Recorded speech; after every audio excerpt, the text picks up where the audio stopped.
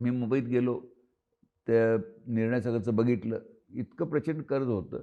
मग मी म्हणजे प्रेसला सुरळीत आणण्यासाठी पहिल्यांदा मी प्रिंटिंग सुधारलं. त्यावेळेला मला 76ला मग प्रिंटिंगमधलं राष्ट्रपतींचा पुरस्कार मिळाला त्यावेळेला. अच्छा. म्हणजे फखरुद्दीन आली अहमद राष्ट्रपती होते त्यावेळेला.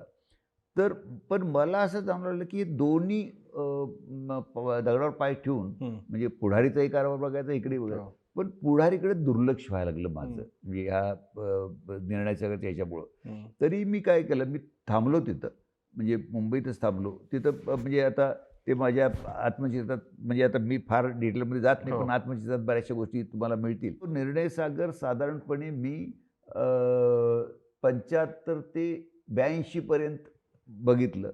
ते थोडंसं स्ट्रीमलाईन केलं. बँक ऑफ महाराष्ट्राचं कर्ज फेडलं. इतरही खाजगी कर्ज होतं ती फेडली.